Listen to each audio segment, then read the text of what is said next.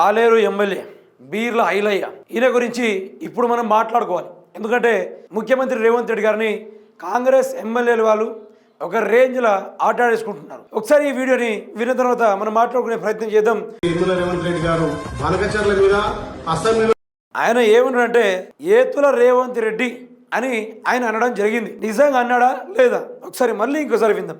రేవంత్ రెడ్డి గారు బాలకచర్ల మీద అసెంబ్లీలో ఏతుల రేవంత్ రెడ్డి అని బీర్ల ఐలయ్య గారి యొక్క నోటితోటే ఆయనే సంబోధించడం జరిగింది. ఇక్కడ నేను కల్పితం చేసిందో వేరే వాళ్ళ కల్పితం చేసిందో అది ముచ్చట కాదు. ఈయన నోటితోటే బీర్ల ఐలయ్య గారు ఏతుల రేవంత్ రెడ్డి అనుకుంటా మళ్ళీ మామూలుగా చెప్పలే, ముందు గౌరవనీయులైన ఏతుల రేవంత్ రెడ్డి అనుకుంటూ మర్యాదపూర్వకంగా ఒక బూతు పదంతో సంబోధించడం జరిగింది. అక్కడే కాదు, ముఖ్యమంత్రి రేవంత్ రెడ్డికి ఈ రాష్ట్రంలో ఉన్న ఏ ఒక్క మంత్రివర్గం కానీ ఎమ్మెల్యే వర్గం కానీ రాష్ట్ర ప్రజలే కానీ ఏ కార్యకలాపాల కోసం పోయినా కానీ ఎక్కడ ఏది ఓపెనింగ్ చేయడానికైనా కానీ ఏ స్టేజీల మీద పోయినా కూడా అవమానం తప్పడం లేదు. కొన్ని సందర్భాల్లో మీకు వినిపించే ప్రయత్నం చేస్తాం మిత్రులారా. 18 మంది, అందులోనూ కాంగ్రెస్ ఎమ్మెల్యేలు, అందులోనూ మంత్రివర్గం వారు, అందులోనూ తదితర రాష్ట్ర ప్రజల పరంగా చెప్పుకుంటే లెక్కలేని సార్లు రేవంత్ రెడ్డి పేరు మర్చిపోయారు. రేవంత్ రెడ్డి గారి యొక్క కాంగ్రెస్లో ఉన్న నేతలు మాత్రము 18 సార్లు ఈయన పేరుని మర్చిపోవడం జరిగింది. అదేగాను 17 సార్ల సభలలో, ప్రతి సభలలో ముఖ్యమంత్రి రేవంత్ రెడ్డి గారు గెస్ట్గా వెళ్తారు.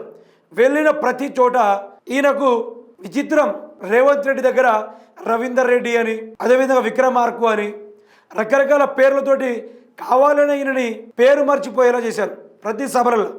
ఇంకా రాష్ట్ర ప్రజాపరంగా చెప్పుకుంటే ఎక్కడ పోయినా కూడా రేవంత్ రెడ్డా అని క్వశ్చన్ మార్క్ అడుగుతూ ఉన్నారు. అంటే ఈయన పేరు కూడా ఈ రాష్ట్రంలో ఎవరికి చక్కగా తెలియదు.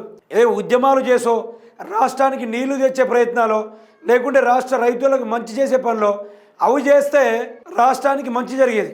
ఈయన పేరుని కూడా ఎల్లకాలం మర్చిపోకుండా చూసుకునేటోళ్ళు.